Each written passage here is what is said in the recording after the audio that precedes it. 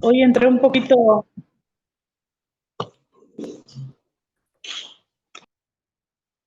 Pues bienvenidos, hermanos. Ya estamos en la segunda parte del tema del ministerio de todos los creyentes. Ahí está una definición clara y sencilla de lo que yo entiendo por el ministerio de todos los creyentes. A veces hay libros enteros de este tema, hermanos, pero a veces me parece que son un poco complicados o elaborados. Por eso yo hablaba de la palabra de origen, qué significa un ministerio. Pues un ministerio tiene que ver con una función de servicio, ¿de acuerdo? Tiene que ver con una función de servicio, tiene que ver con las diaconías, con el llamado a servir, con hacer grupos de servicio movidos por el amor de Dios. Entonces, un ministerio es un grupo, una actitud de servicio hacia los creyentes. Y como dice ahí, el ministerio de todos los creyentes, pues es la responsabilidad de todo creyente redimido por la gracia de Dios y que tiene como respuesta a la salvación otorgada en Cristo. O sea, es la actitud de gratitud por servir a Jesús y a la obra de Dios. ¿De acuerdo? Entonces, aunque claro, yo lo trato de definir en términos sencillos y prácticos, pero ya he estado comentando yo de que no es algo tan sencillo aplicable a las iglesias, aunque es lo correcto que debe ser. O sea, el mensaje del Nuevo Testamento, hermanos, está más centrado en este modelo de que el ministerio sea de todos los creyentes y no de algunos solos pastores o de algunos cuantos. ¿De acuerdo? Es el mensaje, yo le llamo neotestamentario de Cristo Jesús. Por eso la imagen de este archivo, se dan cuenta, en la que yo elegí, la que está al principio, es una imagen que se usa de Jesús cuando va en la barca y lleva a sus discípulos con él para enseñarlos. O sea, Jesús no va solo. Es, es, y a mí me gusta mucho estas transiciones que Jesús hizo cuando les dice a sus discípulos, es necesario que yo me vaya, porque si no me fuere, el consolador no vendría, el Espíritu Santo estará con ustedes y los guiará y les recordará. Y ellos como que no entienden, no se preocupen, no entienden todo, les decía. O había momentos en los que el maestro les dice, miren, es necesario que yo vaya, vienen tiempos difíciles, voy a cumplir las escrituras en el sacrificio. Y se escandalizaban ellos, no, maestro, ¿cómo? No queremos que te vayas, no queremos que pases por esto. De hecho, quizás el pasaje más ilustrativo, hermanos, es el pasaje que en los evangelios está al final del ministerio de Jesús, cuando está orando en el huerto de Getsemaní, y se dice que desde ahí Jesús hace la oración modelo, ¿sí? De Juan capítulo 17, si no me equivoco. Y cuando termina su oración dice, estoy listo, vienen por mí. Y entonces viene Judas y le da un beso para identificarlo entre las penumbras de la noche ahí. Y entonces cuando van a apresar a Jesús, dice el texto bíblico que el apóstol Pedro saca su espada y quiere pelear con ellos. Incluso hay uno de los evangelios que dice que le mocha la oreja a un soldado llamado Malco. Y Jesús lo reprende y le dice, Pedro, guarda tu espada, porque el que a hierro mata, a hierro morirá. Y le explica, le dice, que tú no sabes que si yo quisiera, yo oraría a mi padre y mandaría una legión de ángeles y acabarían con estos. Pero esto sucede para que se cumplan las escrituras. Ya se los había dicho. Y entonces el Señor Jesús estaba muy claro en que era una etapa y después los iba a dejar solos y les dice, pero ustedes no se preocupen. He aquí, dice la gran comisión de Mateo, he aquí yo voy con vosotros todos los días hasta el fin del mundo. O sea, no presencialmente, sino a través del Espíritu Santo, el Espíritu de Dios, o la continuidad del Espíritu de Dios en el ministerio. Bueno, ¿qué quiere decir? Que había un momento en que Jesús los iba a dejar solos. Digo, ya no iba a estar con ellos, pero no los iba a dejar solos, sino que les iba a dar la gran comisión o la gran encomienda de Mateo capítulo 28, los últimos versículos, y Juan capítulo 16, los últimos versículos. Entonces, la gran comisión es para nosotros, los discípulos, y no solo para los pastores, sino para todos los creyentes. ¿Están de acuerdo? Pero la tradición, nuestra costumbre, nos ha dicho que es nada más para los pastores. Es donde yo estoy preocupado.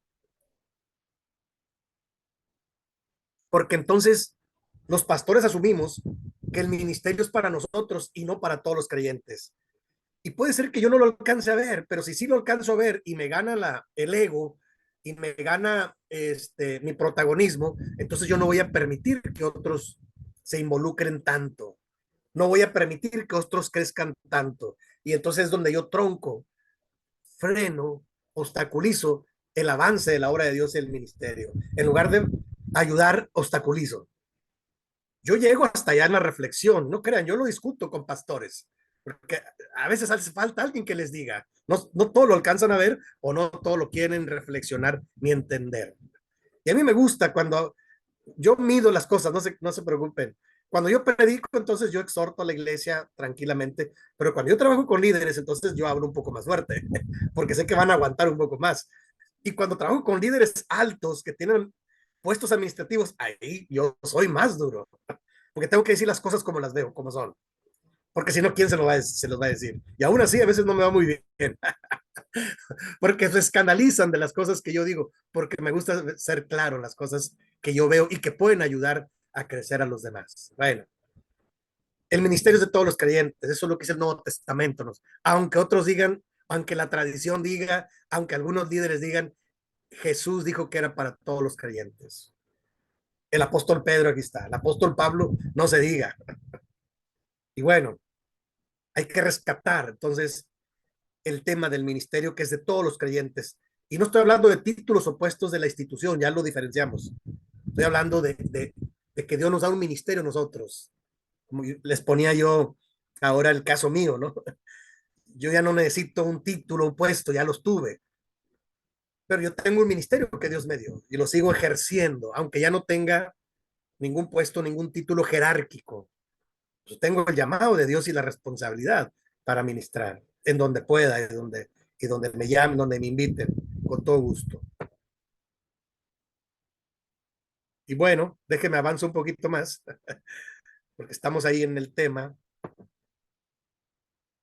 ¿Cuál es la meta? Tener un liderazgo multiplicador, que se multiplique, ¿sí? Por eso les decía que a mí me gusta mucho la primera y la segunda carta del apóstol Pablo a Timoteo. Le dice, hijo mío, llama a hombres idóneos que sean capaces de preparar y enviar también a otros. O sea, la multiplicación.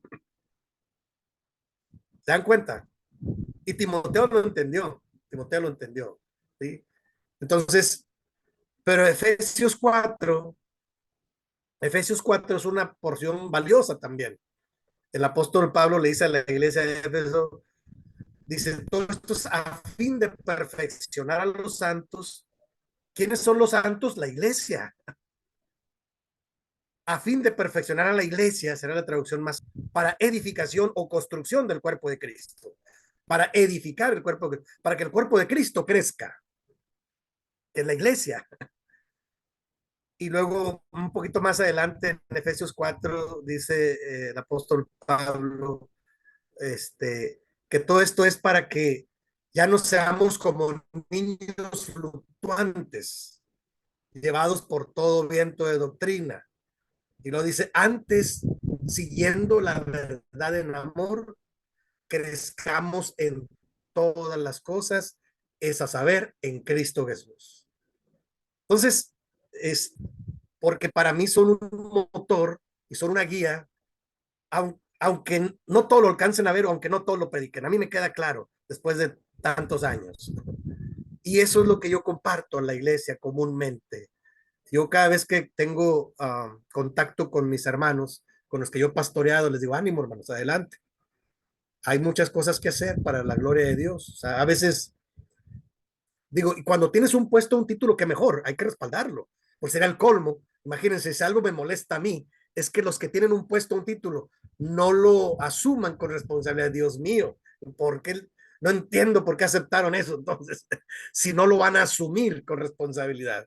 Y no crean, me ha tocado conocer gente que de repente dice, bueno, sí acepto, pero con estas condiciones. O bueno, yo solo, pero mi familia que se quede en su casa y yo nada más voy y después regreso. No, señor, entonces no acepte nada, entonces. Deje que otros lo acepten y deje que otros lo asuman con responsabilidad y otros crezcan. Nada más obstaculizan a veces el trabajo de la obra de Dios, porque se acomodan, son comodinos. Si yo voy a aceptar un puesto, un título jerárquico, tengo que asumirlo con responsabilidad. Yo me quedé muy tranquilo en estos 35 años. Algunos me criticaban. Tengo muchas anécdotas que me critican. Oye, Isma, ¿y por qué tú no esto? Le dije, bueno, yo estoy concentrado en lo mío. Oye, pero podemos ir acá y mira, hermanos, yo estoy en lo mío, yo sé cuál es mi compromiso. Y siempre, bendito Dios, siempre di resultados hasta el último puesto, el último pastorado, el año pasado, 5 años desde aquí está. Una iglesia con 177 miembros, una iglesia donde he bautizado 6 cada año, un año bauticé 10, bendito por la gracia de Dios, y todos estos líderes, ahí está. Y aún así me criticaban, imagínense, algunos, no importa, yo hacía o sea, yo no lo hice porque me hablaran bien o mal de mí, yo lo hice por tener una responsabilidad ante Dios, ¿no? Porque me quedaba claro que mi liderazgo tenía que ser un liderazgo multiplicador, porque esa es la encomienda de Jesús y de los discípulos, y ahora para nosotros. Es muy sencillo, hermanos. Si el liderazgo no se multiplica, imagínense, yo un día le dije, hace muchos años, yo creo que en los años 90, le dije a aquellos ministros, la mayoría duermen en el Señor, en un consejo de administración, yo era director del consejo de administración, les dije, hermanos, ¿han pensado, hermanos, de quién va a estar la iglesia en los siguientes 10, 15 o 20 años? Uno de ellos me dijo, ¿qué pasó? Me dije, no, ahora sí que no es mala fe, sino el tiempo, o sea, la mayoría ya eran muy grandes, de hecho ya muchos ya duermen en el Señor. Dije, no, hermanos, no es que, oh, ya me dijo uno de ellos, ya nos quiere hacer un lado. No, hermanos, es cuestión de tiempo. Ya la mayoría, de hecho, pasaron 10 años y ya no estaban. Yo les decía, es que tenemos que prever y multiplicar nuevos líderes y orientarlos y encauzarlos, porque si no la iglesia queda a la deriva. Eso es un tema que yo trabajo hace muchos años y lo trabajé con grandes ministros. Les decía, hermanos, qué bendición sería que usted le enseñe todo eso que ustedes sí sabe, se lo enseña a otros. Nada más que no todos estaban dispuestos. De hecho, me encontré con uno que me dijo, no me lo dijo a mí, la verdad, se lo dijo a otros, pero después me lo dijeron. Y ¿saben qué dijo? No, dijo, tanto que me costó a mí quemarme las pestañas. Es un dicho acá en México. O sea, tanto esfuerzo que me costó. Le dije, qué pena que tenga ese criterio, pero bueno, está bien. Yo creo que la escritura dice diferente. La escritura dice, todo esto que creó el Señor, porque viene hablando de los dones en Efesios 4, dice que el Señor derramó dones en los hombres y dice, es a fin de perfeccionar a los santos, a la iglesia, para el servicio del ministerio, para la obra y el servicio, para edificar al cuerpo de Cristo. No todo lo vemos igual, no cabe duda, pero está bien. Aquí lo importante es que el liderazgo se multiplique. Ahora, no es sencillo porque hay obstáculos. ¿Cuáles son dos de los obstáculos que yo observo? Son dos de los obstáculos que yo observo con más fuerza. Hay muchos obstáculos, ¿no? Un obstáculo puede ser la ignorancia. Yo no lo alcanzo a ver. Puede ser. Será el mejor de los obstáculos. Bueno, el pecado de ignorancia, digo yo. Es que no me di cuenta, no sabía, hermano. Está bien. Pues mire, hermano, vamos a hacerle así, ¿vas a? Pues sí puede ser un obstáculo. Que alguien nunca le hayan dado un curso, una plática, una orientación, una exhortación. Sí puede ser. Lo acepto. Pero dos de los obstáculos más grandes con los que yo me encontré en la iglesia, en el trabajo de la iglesia por muchos años, queriendo yo multiplicar otros líderes, uno de ellos era los liderazgos autónomos. ¿Qué son los liderazgos autónomos? Cuando una persona no le gusta trabajar en equipo, quiere trabajar sola, ¿sí? Sola. O sea, no, yo solo. Y no, yo solo, yo puedo y todo lo quiere hacer. Son liderazgos autónomos donde se aíslan, se hacen todos solos. Entonces no quieren compartir con nadie nada, ¿sí? Se aíslan. Y yo no veo que ese sea el modelo de Jesús. Ahorita vamos a ir a ver el modelo de Jesús para que nos quede muy claro a todos. Pero son liderazgos autónomos, ¿sí? Que tienen como objetivo aislarse, independizarse, ser solos, hacer la obra de ellos solos. Solo ellos, solo lo que ellos digan.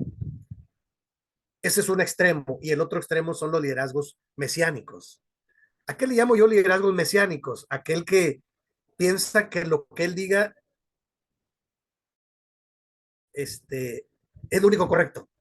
Solo lo que él diga y cuando él diga y como él lo diga. Son liderazgos mesiánicos.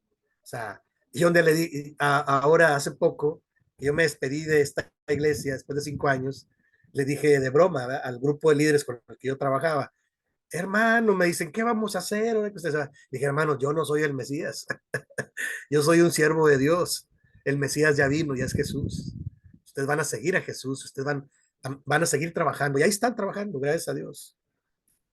Algunos hermanos dudaban, uno decía, no, los hermanos se van a ir tras el hermano Ismael. Dije, no, hermanos, a mí no me tienen que seguir, yo no soy el Mesías, yo solo soy un siervo de Dios y yo estoy reelaborando mi ministerio, no se preocupen, sigo trabajando, sigo haciendo cosas para el Señor. Pero estos liderazgos mesiánicos son liderazgos muy ególatras, cuando alguien quiere ser nada más él y solo él. Y puede haber otros más obstáculos, no sé cuáles otros más puede haber, me parece que hay muchos más. Otro de los obstáculos que yo identifiqué no solo es con los liderazgos, sino, bueno, sí son liderazgos, pero son de familias que siempre están en contra de lo que se quiere hacer. Híjole, yo creo es de lo que más yo he batallado. Cuando una familia siempre está obstaculizando lo que uno quiere hacer. No, hermano, es que no lo acostumbra la iglesia así. Hermanos, ¿dónde dice eso? Es que no es costumbre en la iglesia. ¿De cuál iglesia habla? Porque yo siempre he sido muy inquieto en intentar crecer, en intentar elaborar cosas que traigan edificación y bendición a la iglesia.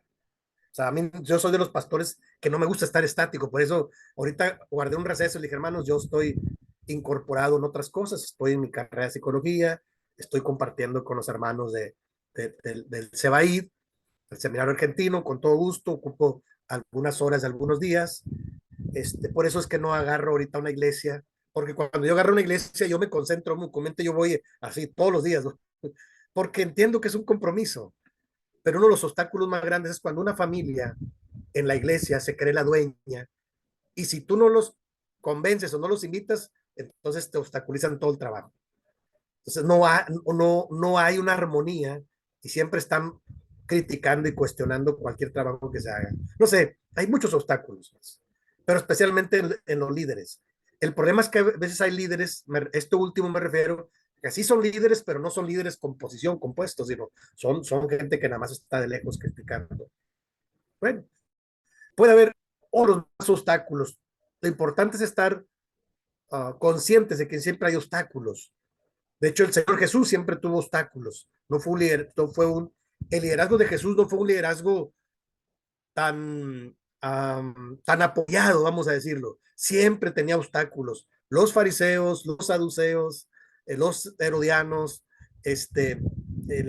los mismos líderes del pueblo de Israel, que le llamaban, siempre estaba obstaculizado.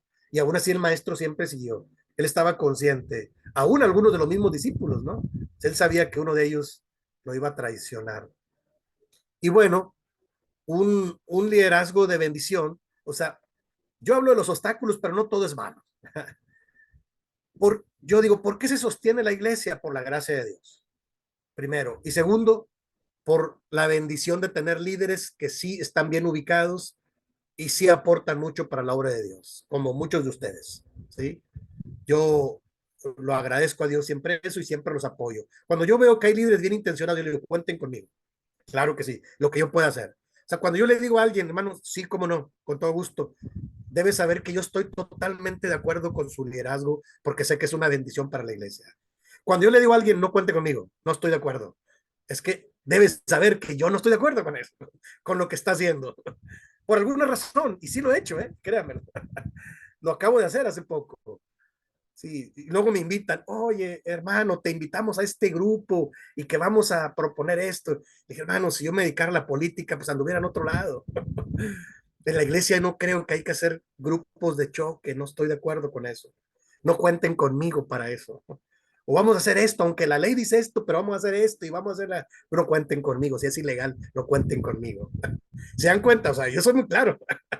Pero cuando un líder, yo veo que está trabajando, está intentando, está compartiendo y me invita y me pregunta, hermano, cuente conmigo.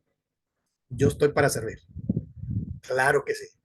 Por eso sé que la iglesia se sostiene por ellos y por la gracia de Dios y por estos líderes que son de bendición. Y siempre ha habido buenos líderes, nada más que algunos son más discretos. ¿Sí? Y bueno, es cuando ellos equipan y apoyan y motivan y aconsejan a otros individuos para que se conviertan en todo lo que Dios quiere que lleguen a ser. Y son liderazgos de gran bendición. Aquí, antiguamente tenía yo una filmina más y yo lo ilustraba. Son cosas que ustedes ya saben, con el liderazgo, por ejemplo, en el Antiguo Testamento, donde este, Elías disipula a Eliseo, por ejemplo, ¿no? O al revés, Eliseo a Elías, es cuando pasan la estafeta uno a otro. Cuando el apóstol Pablo le escribe a Timoteo, ya en el Nuevo Testamento, la primera y segunda carta de Timoteo son cartas pastorales maravillosas, a mí me encantan. Pablo ya es un hombre grande y viejo, y hay quien dice que ya está a punto de ser ejecutado por el Evangelio, y le dice, hijo mío, esfuérzate en la gracia que es en Cristo Jesús. Como tú como buen soldado de Jesucristo, tienes que saber que el que se compromete con el Señor debe hacerlo firmemente. El atleta debe luchar legítimamente, así es que trabaje legítimamente.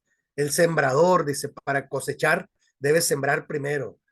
Y le dice, el Señor te dé entendimiento en todas las cosas. O sea, siempre lo está equipando, apoyando, motivando y aconsejando. Esos son liderazgos de gran bendición. Si usted está haciendo eso, hermano, es un liderazgo de gran bendición. Si no lo sabía. Y si ya lo sabe, qué bueno, sígalo haciendo, porque la obra es de Dios.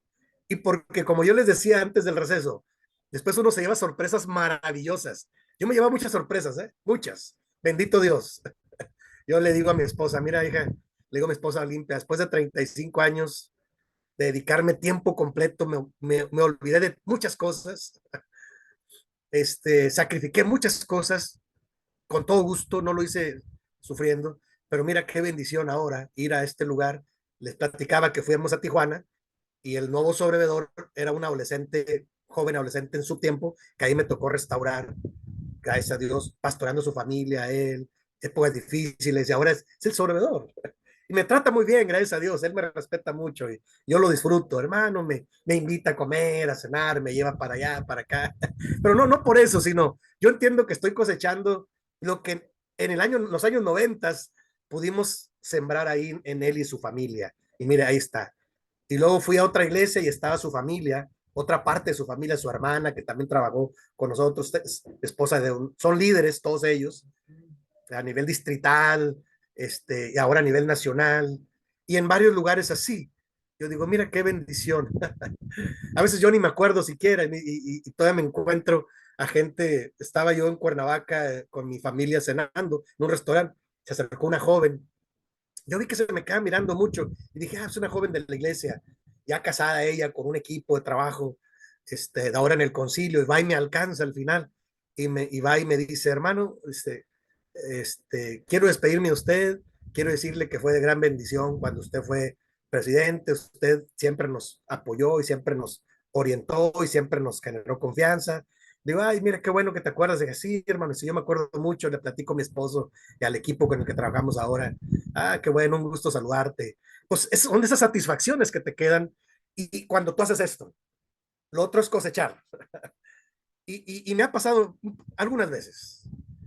Qué bendición cuando tú compartes porque son liderazgos de bendición, son liderazgos que se van multiplicando.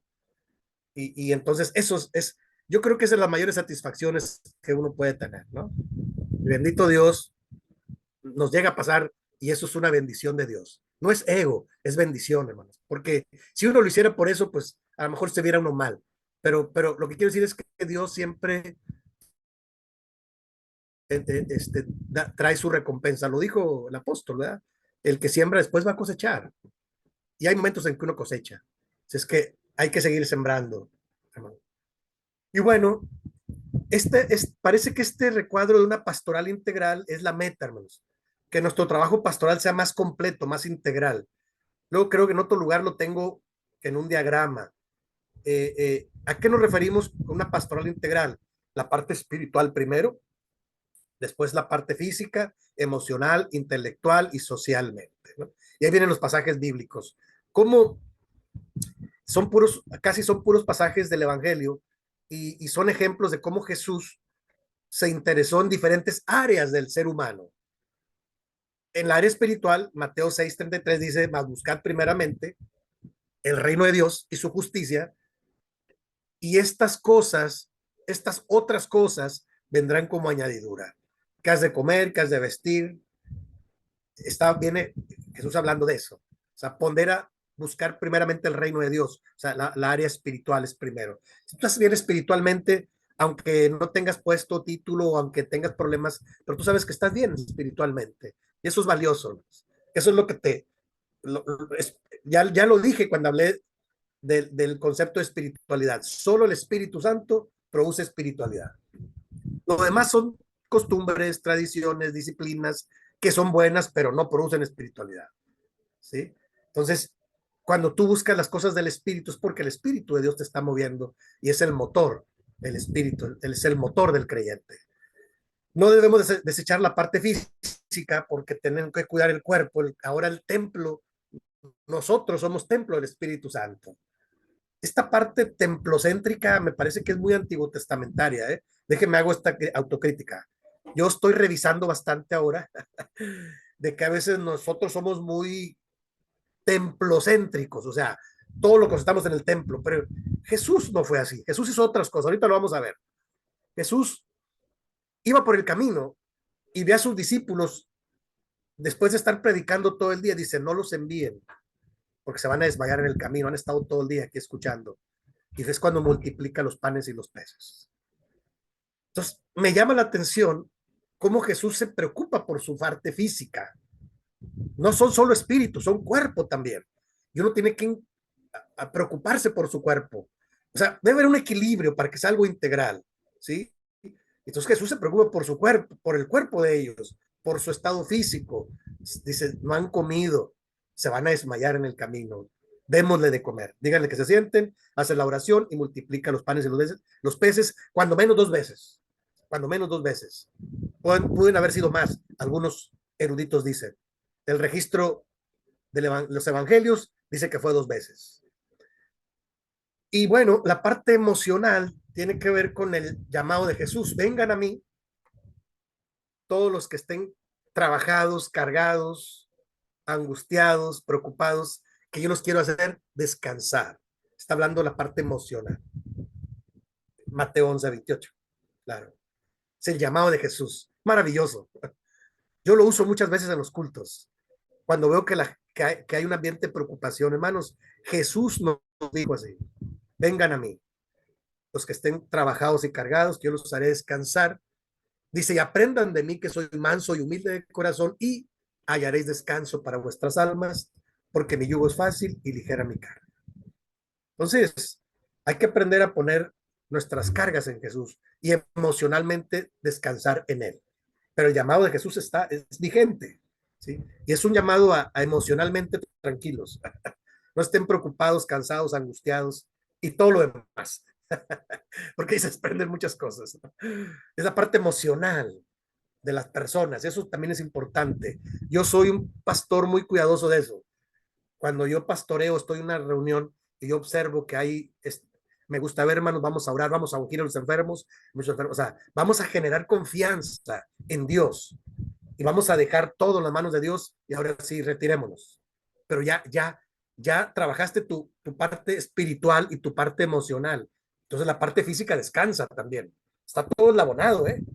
Acuérdense que yo sigo siendo estudiante de psicología y yo en uno de mis trabajos de esta semana estaba viendo los diferentes um, posiciones filosóficas de los grandes eruditos y discrepan entre ellos, pero lo cierto es que la mayoría se van dando cuenta que el ser humano es más complejo de lo que otros pensaban. O sea, el ser humano es más integral. Hoy en día hay más conciencia de eso. El ser humano no solo es espíritu, también es cuerpo, también es emoción, también es intelecto, también tiene que ver con una parte social, ¿sí?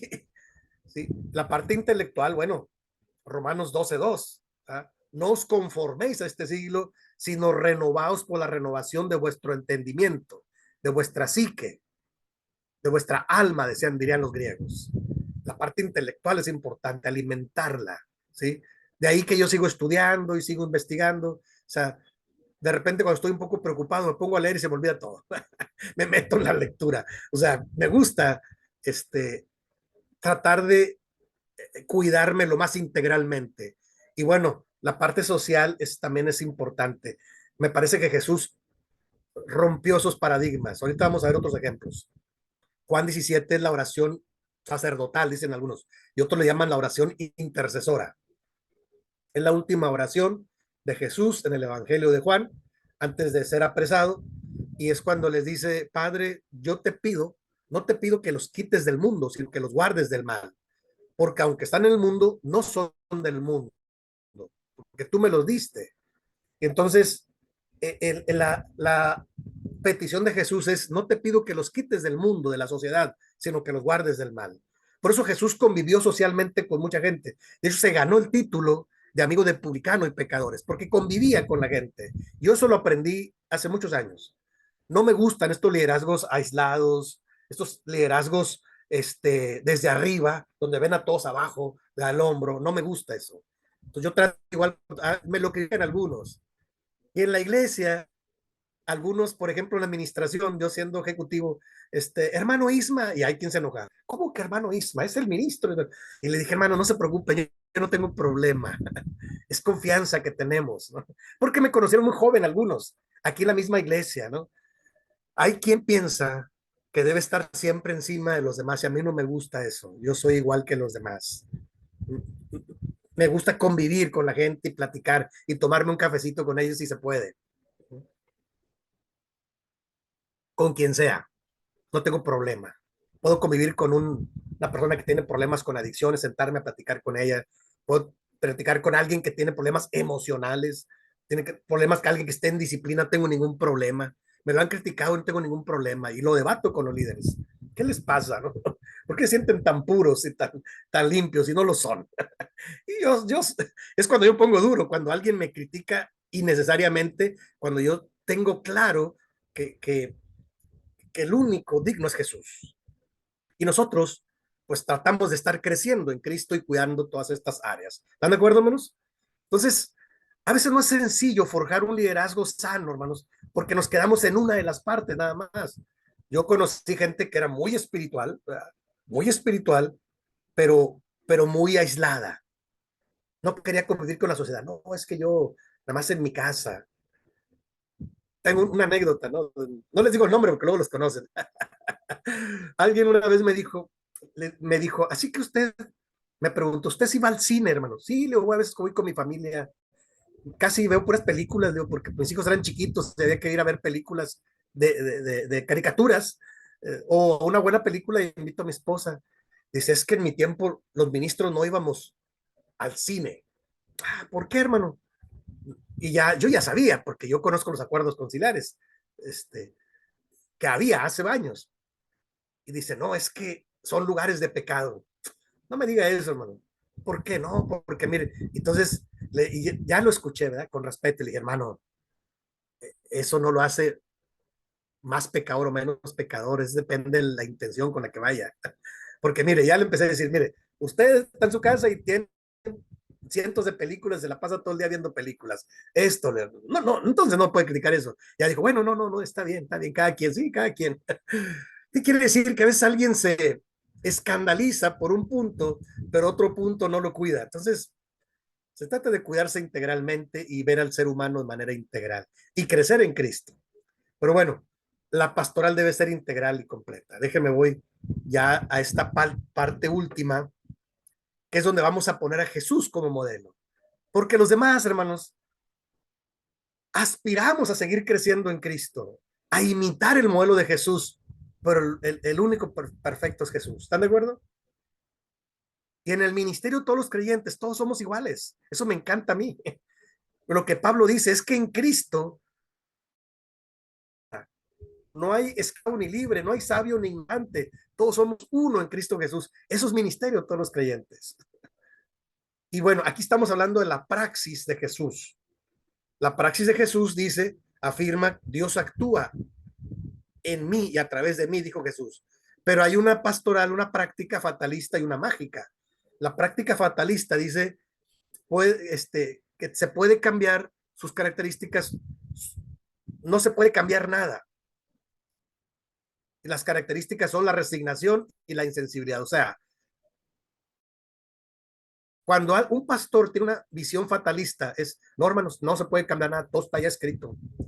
Así lo ha acostumbrado la iglesia. No, no es capaz de cambiar nada, porque le da temor el cambio y porque su visión es fatalista. Es más, ya Jesús viene mañana, ya no hagamos nada, me dijo. Tranquilo, hermano, no sabemos cuándo, ni el día ni la hora.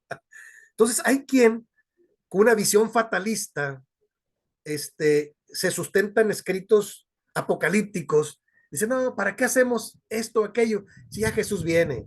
Pues no sabemos cuándo venga, pero como dicen los apóstoles, bienaventurado aquel que cuando su Señor viniera nos encontrare haciendo cosas buenas. No, la visión fatalista es una visión que anula y no permite que nadie haga nada en la iglesia. Así, hermano, así que quede todo. Al cabo ya Jesús ya viene.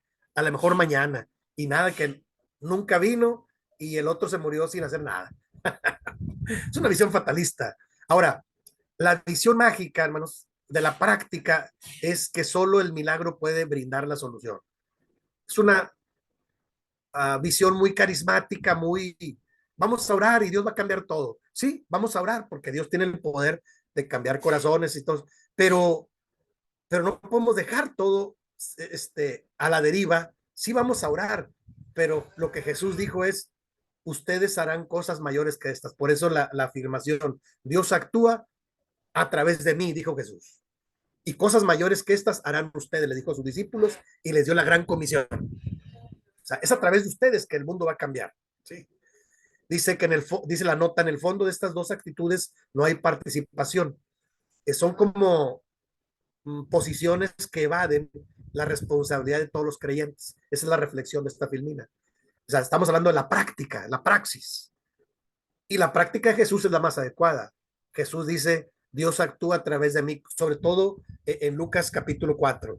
Dice que fue a la sinagoga, toma el rollo del profeta Isaías y dice, el Espíritu del Señor está sobre mí por cuanto me ha ungido para que yo pueda sanar a los quebrantados de corazón, dar buenas nuevas a los pobres, pregonar libertad a los cautivos. O sea, y luego dice que les dijo, hoy se ha cumplido esta escritura, y entonces Jesús pone el ejemplo de lo que todos tendríamos que hacer. Si somos ungidos con el Espíritu Santo, entonces debemos estar equipados para hacer puras cosas buenas. Y esta visión fatalista o mágica, en el fondo son dos actitudes donde no hay participación de los creyentes. Y muchos creyentes se sitúan ahí. Y entonces el ejemplo correcto es el ejemplo de Jesús. Jesús, aunque sabía que el tiempo estaba cerca, siempre hizo lo mejor que pudo hacer. ¿Están de acuerdo? Y bueno, finalmente vamos a hablar de la praxis de Jesús. Este es voy a ir un poco rápido porque se los voy a enviar. Es una síntesis del ministerio de Jesús. La praxis de las manos, que consiste en compartir lo que se tiene, ¿no? El don, lo que se tiene contra la acumulación. Y viene Romanos 12, 6 al 8. Compartir lo que tú tienes. La praxis de las manos. O sea, Jesús siempre fue compartido. Los panes y los peces, lo que tenía, lo compartía. Tiempo, lo compartía con los demás. Misericordia. La Siguiente, la praxis de los pies consiste en transformar las relaciones de poder.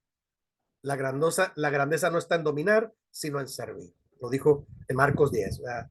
Porque eh, uh, el ejemplo de Jesús es porque el Hijo del Hombre no vino para ser servido, sino para servir y para dar su vida en rescate por muchos. Y entonces es cuando le dice a los discípulos, entre las gentes y entre las naciones, los grandes se ensoberbecen de ellas, los que ejercen control y los que ejercen potestad, pero entre nosotros no será así.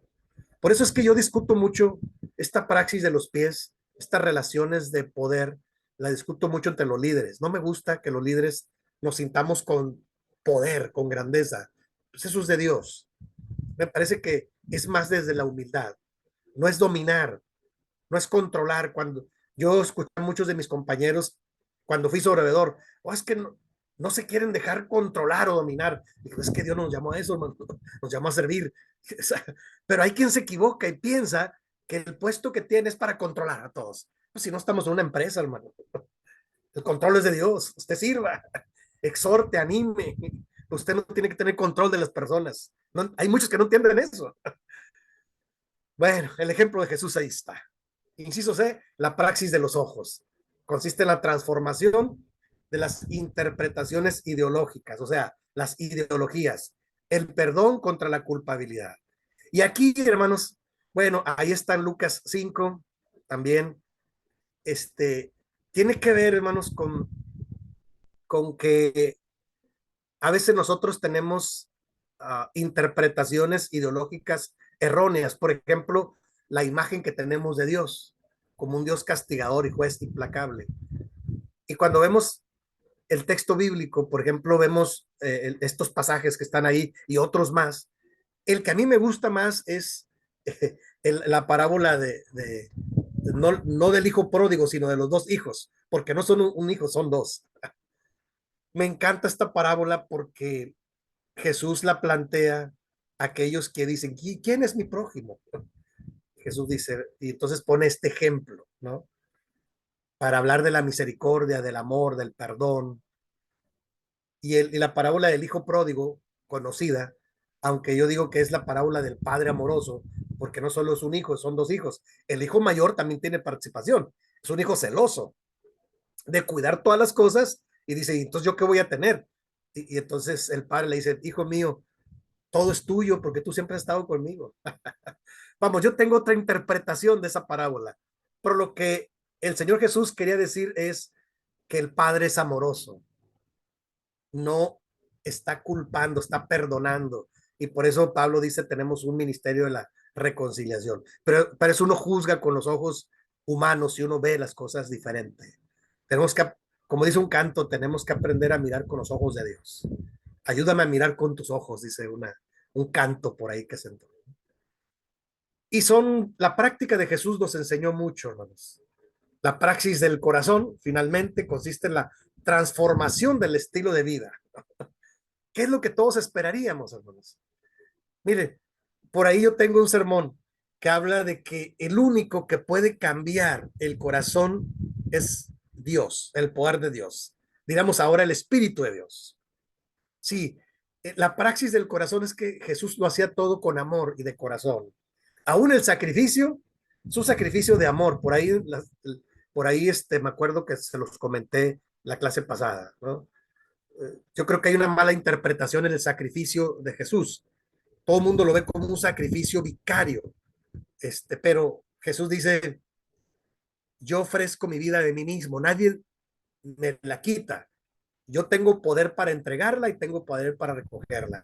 Eso es un acto de amor, el que él sabía lo que iba. ¿Sí? Entonces, la praxis del corazón, hermanos, es lo que Jesús más nos enseñó. Son las acciones en favor de la gente. ¿Sí?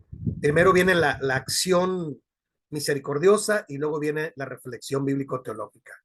No se trata de aplicar solo manuales, sino de crear nuevas realidades. Y eso Jesús nos lo enseñó muy bien. En los evangelios están plagados de esto. Y finalmente yo hablo, hermanos, por cuestión del tiempo, a lo mejor no lo desarrollo totalmente, pero yo hablo de que Jesús tuvo una pastoral superior. a cualquier otro trabajo pastoral que se haya hecho. Al de los apóstoles, al de los patriarcas, al de los reyes, de los sacerdotes. Jesús hizo una pastoral superior a todos. ¿Dónde dice? Aquí puede caber el pasaje de el libro o la epístola a los hebreos. El escrito a los hebreos lo dice muy claro. Dice, pero Jesús superó todos esos oficios del Antiguo Testamento.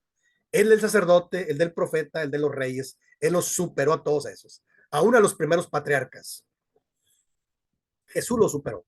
Por eso la pastoral de Jesús fue una pastoral superior. Primero. Segundo, también fue una pastoral de transformación. Si algo caracterizó a Jesús es que el encuentro que Jesús tenía con las personas era un encuentro transformador. Siempre la gente salía transformada porque él tenía el poder de Dios a plenitud. Y de eso se trataba, de transformar las realidades, de nuevas realidades, ¿sí?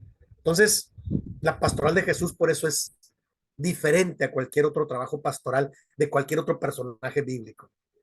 Y en tercer lugar, la pastoral de Jesús es una pastoral de acompañamiento. Hermanos, yo tengo por ahí un ministerio que ya lo he intentado, hacer un ministerio de acompañamiento. Y yo estoy empecinado en que la iglesia debe tener un ministerio de acompañamiento. El pastor debe trabajar para hacer un ministerio de acompañamiento. Yo sé que el pastor acompaña, porque es su función. A lo mejor alguno de los líderes, a lo mejor la esposa del pastor, está bien, pero sí, nunca serán suficientes, sobre todo cuando la iglesia crece. Yo cuando me di cuenta en esta iglesia última que pastoreé, bendito Dios, 5 años, después del segundo año me di cuenta que la iglesia creció, bendito Dios, era algo que yo ya había vivido. Entonces me di cuenta que había que forjar un ministerio de acompañamiento y les empecé a dar orientación sobre lo que es el acompañamiento, la asesoría, la psicología pastoral. Y entonces estuve trabajando con ese grupo. ¿Por qué? Porque es un grupo ahora es un grupo que le ayuda al nuevo pastor a visitar. Entonces, si tú vas a enviar a alguien a que haga una labor de acompañamiento y de visitación, tienes que equiparlo primero. No los envíes nada más así. Tienes que hablar de estas cosas, del ministerio de Jesús, del cual hay que enamorarse e imitar. Ahí está la clave, hermanos.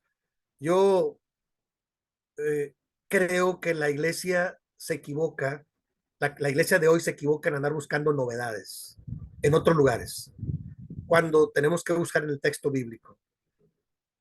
La iglesia se equivoca cuando cree que el evangelio es algo sencillo. Y hay quien me ha dicho, no, hermanos, ahora predíquenos, ya no nos prediquen nada más leche, ahora predíquenos alimentos sólidos. Y les doy un tema que yo tengo donde hay una mala interpretación de esto. Y creen que el alimento sólido son las profecías y no sé qué. Son malas interpretaciones, hermanos. No está hablando de eso ese pasaje, pero bueno. Si les digo, ya quisiéramos vivir a plenitud el evangelio. El evangelio es poder de Dios, es transformación, es acompañamiento. La pastoral de los evangelios de Jesús es superior a todo lo demás. Y ahí las iglesias tenemos que estar concentrados en profundizar y en formar ministerios diferentes. ¿De acuerdo?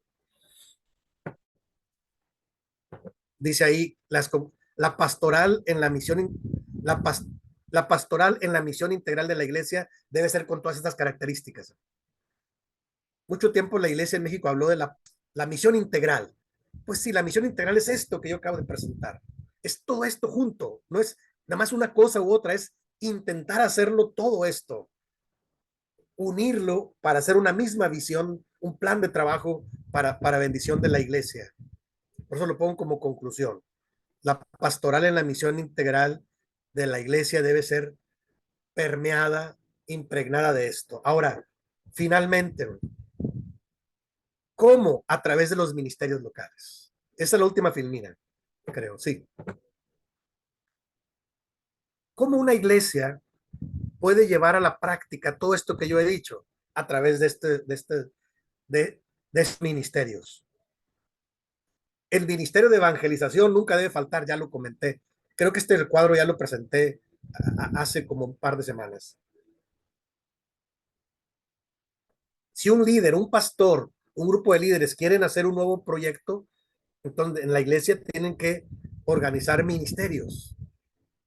Ya dije que es un ministerio, ya lo dijimos, son grupos de servicio, no es otra cosa. Discipulado, evangelización, acompañamiento y consejería, ciencias bíblicas, que es profundizar. Hay mucho material ahí y formación de nuevos ministerios. O sea, para que nunca termine esto. Puede haber tantos ministerios como vayan surgiendo. Ministerio, donde dice formación de ministerios, ahí encajaría ministerio con niños, adolescentes, jóvenes, adultos mayores, mujeres solas. Y son grupos, son áreas en las cuales te puedes concentrar para hacer todo un proyecto. Ahora, me voy a adelantar, porque ya nada más nos falta una semana. El trabajo final, hermanos, va a ser que ustedes tomen alguna de estas áreas y hagan un pequeño plan de trabajo, un proyecto para trabajar con alguno de estos ministerios, ¿de acuerdo? Para que lo vayan meditando. Que al final ustedes me digan, hermano, todo esto que nos compartió, ¿dónde va a desembocar? Bueno, en hacer un proyecto,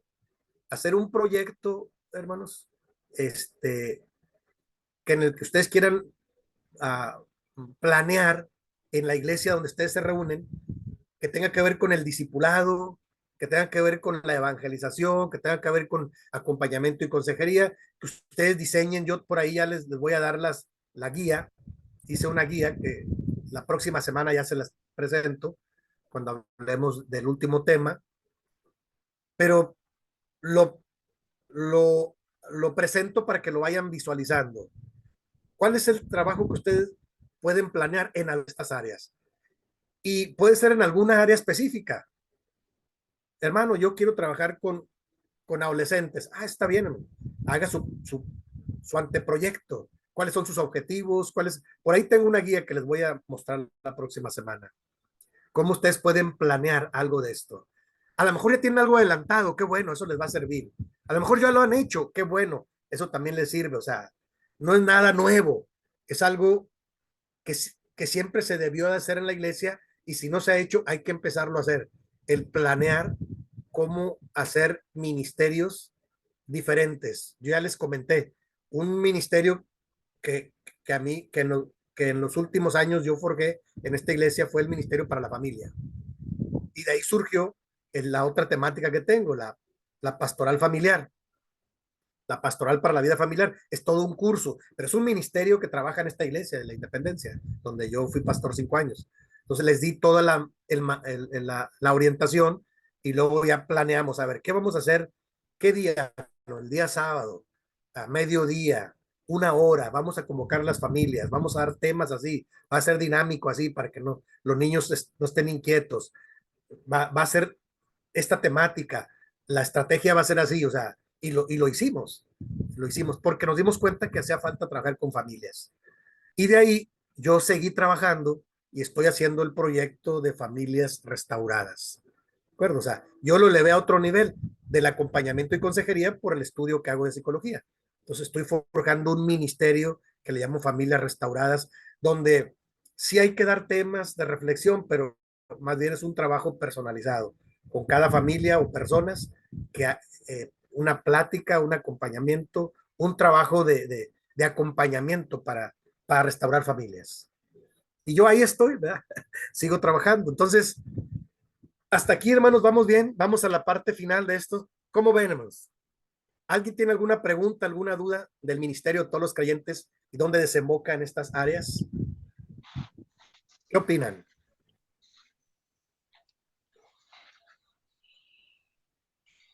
A mí me parece muy, muy interesante y necesaria para la iglesia. Ok, Nosotros hace poco estamos en una congregación chiquita y bueno, y también estamos viendo cómo empezar a trabajar. Hace unos meses que estamos ahí, bueno, apoyando a un pastor y a un encargado de la congregación y bueno, y estamos viendo, ¿no? qué hacer, qué organizar, por dónde empezar. Y bueno, la verdad que esto sí nos ayuda mucho. Ok. Eh,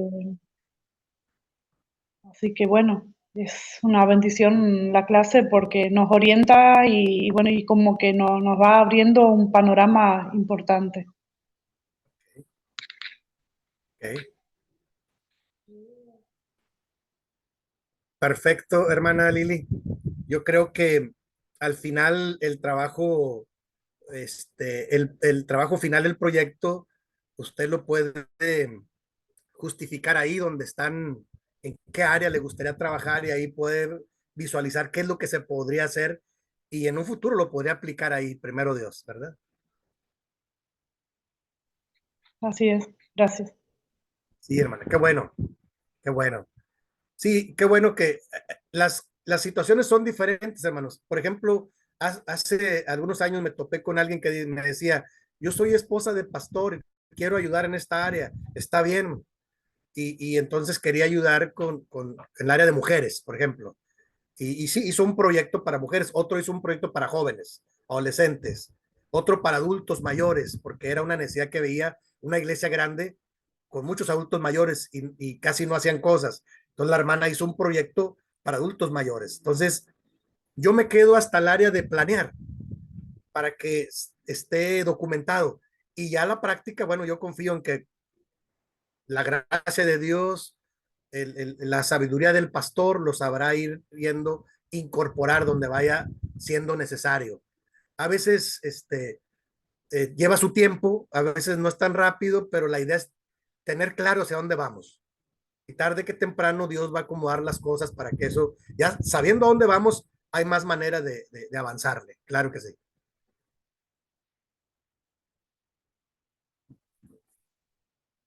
Bueno, ¿alguien más, hermanos? ¿Vamos bien?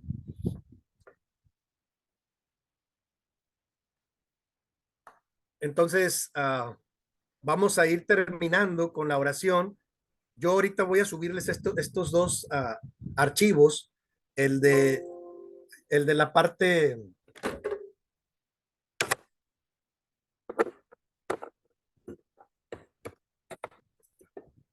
el anterior, el de la parte bíblica, y este también, para que ustedes lo puedan revisar. Se lo envió al hermano Marín y él lo sube a la plataforma para que lo puedan ir revisando con todo gusto. Cualquier pregunta, cualquier duda, de todas maneras yo sigo a la orden. Ya la próxima semana vamos al último tema, que vamos a hablar de la iglesia como una comunidad sanadora. Ya es como todo esto yo propongo que aplique a la iglesia, porque todo tiene que aplicar a la iglesia. A lo mejor no todo aplica, porque como dice la hermana Lili, si te congregas en una iglesia pequeña que va empezando, bueno, poco a poco algunas cosas van a ir aplicando. Algunas aplican en iglesias pequeñas, otras en iglesias grandes. Cada iglesia local es diferente, pero la idea es que tengamos claro cómo la iglesia, con todo esto que yo propongo, puede ir incorporando algunas cosas para mejorar en alguna de las áreas, en la evangelización, en el discipulado, en el acompañamiento, en las ciencias bíblicas, que es la capacitación y la preparación más especializada, o en formar algún otro ministerio. Entonces, ya la próxima semana vamos a tratar de ser más prácticos, que ustedes me digan, hermano, ¿qué puede ayudar en estas circunstancias? Y yo darles algunas ideas. Bendito Dios, yo he tenido la oportunidad de estar en iglesias. Yo me congregué en iglesias muy grandes, porque cuando uno tiene un puesto, pues lo invitan a las iglesias más grandes, ¿están de acuerdo?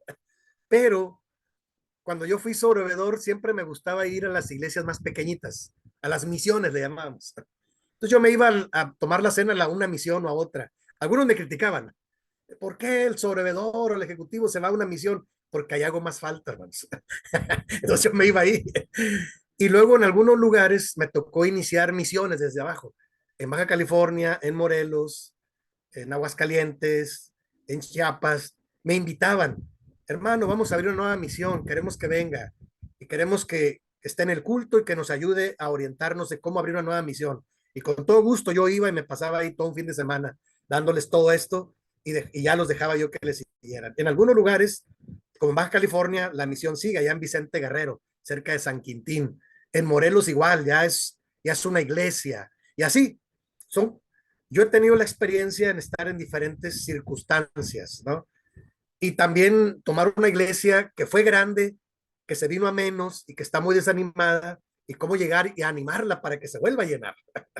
O sea, Dios me ha permitido tener diferentes tipos de experiencias y eso pues es valioso para mí, este, en saber un poco cuál es la dinámica de cómo trabajar y restaurar no solo a una persona o a una familia, sino iglesias completas.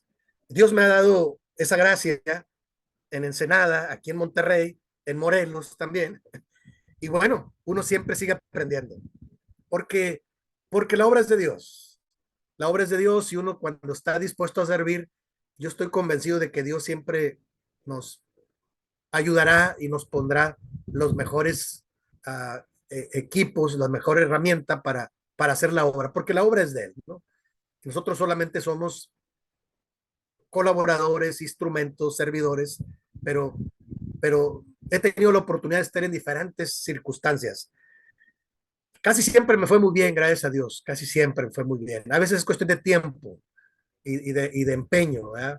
Y bueno, a veces es cuestión de oración, de que vamos, hermanos, vamos a abrir un ministerio de oración para que Dios sea el que mueva las cosas.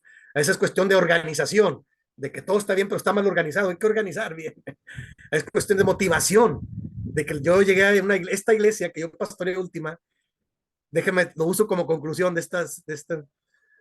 llegué hace 6 años, yo había estado en esta iglesia porque yo me convertí en esta iglesia y me fui más de 30 años.